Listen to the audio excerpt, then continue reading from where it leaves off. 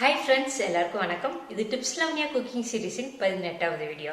இந்த சீரிஸ்க்கு ஒரு playlist create பண்ணியிருக்கோம். லிங்க் டிஸ்கிரிப்ஷன்ல இருக்கு, செக் பண்ணிக்கோங்க. ஒருவேளை இன்னும் நீங்க நம்ம சேனலை சப்ஸ்கிரைப் பண்ணாம பார்த்துட்டு இருந்தீங்கன்னா சப்ஸ்கிரைப் பண்ணி வச்சுக்கோங்க. இன்னைக்கு நம்ம சுவையான ப்ரான் பிரியாணி பண்ண போறோம். வாங்க வீடியோக்குள்ள போலாம்.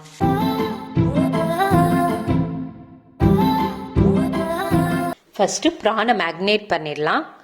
ஒரு பவுலில் 1/2 கிலோ ப்ரானை மஞ்சத்தூள் போட்டு நல்லா வாஷ் பண்ணி எடுத்து வச்சுருக்கேன்.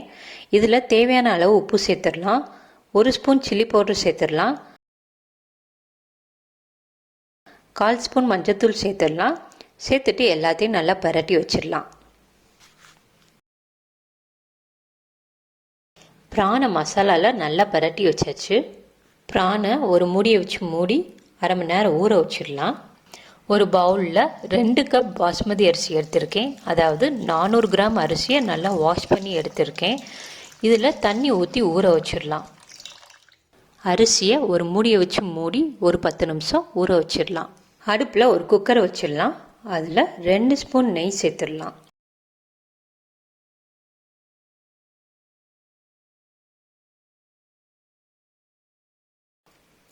அடுத்து 4 ஸ்பூன் எண்ணெய் ஊற்றிடலாம். எண்ணெய் நல்லா காயட்டும். எண்ணெய் நல்லா காஞ்சதுக்கப்புறமா ஒரு பிரியாணி இலை, 2 பட்டை, 2 கிராம்பு, 2 ஏலக்காய் சேர்த்துடலாம். அடுத்து 2 பெரிய வெங்காயம் நீள நீளமாக கட் பண்ணி வச்சுருக்கேன். அதையும் சேர்த்து பொன்னிறமாக வர வரைக்கும் வதக்கிடலாம்.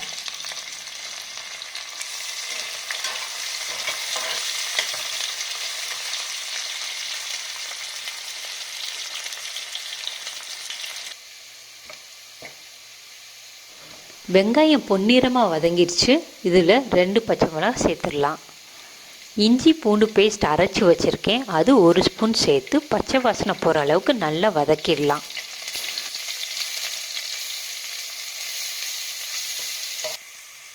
அடுத்து 2 தக்காளி நீளமாக கட் பண்ணி வச்சுருக்கேன். அதையும் சேர்த்து வதக்கிடலாம். இதில் தேவையான அளவு உப்பு சேர்த்துட்டு தக்காளி நல்லா வெந்து கூட்டு மாதிரி வர வரைக்கும் வதக்கணும். தக்காளி நல்லா வெந்து கூட்டு மாதிரி வந்துடுச்சு. அடுத்து 10 சின்ன வெங்காயத்தை 1-2 மிக்சியில் போட்டு அரைச்சி எடுத்து வச்சுருக்கேன். அதையும் சேர்த்து நல்லா வதக்கிடலாம். வதக்குனதுக்கப்புறமா 1 கை கொத்தமல்லி சேர்த்துடலாம். அடுத்து 1 கை புதினா சேர்த்துடலாம். சேர்த்துட்டு எல்லாத்தையும் நல்லா வதக்கிடலாம்.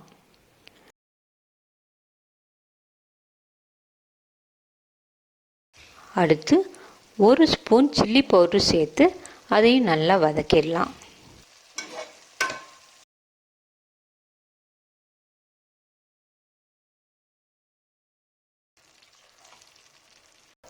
வதக்குனதுக்கப்புறமா நம்ம ஊற வச்ச ப்ரானை சேர்த்துடலாம். கூடவே 1 கப் தயிர் எடுத்து வச்சுருக்கேன். அதையும் சேர்த்துடலாம். சேர்த்துட்டு எல்லாத்தையும் நல்லா மிக்ஸ் பண்ணி விட்டுறலாம்.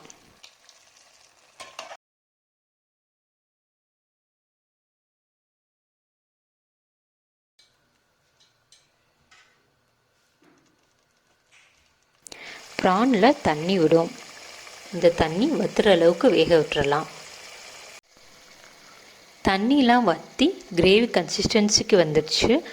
இந்த ஸ்டேஜில் 1/2 லெமன் எடுத்து வச்சுருக்கேன். அதை எல்லா பக்கமும் நல்லா புழிஞ்சு விட்டுறலாம்.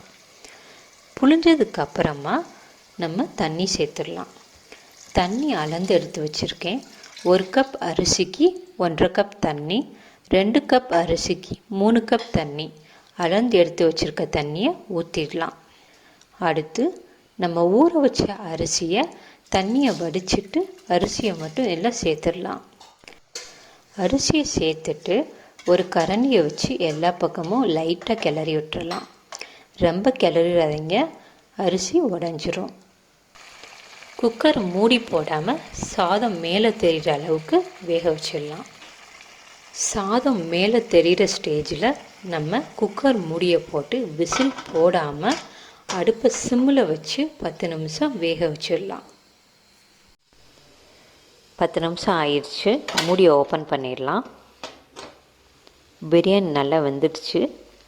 சாதம் உடையாமல் நீளமாக பார்க்க அழகாக இருக்குது.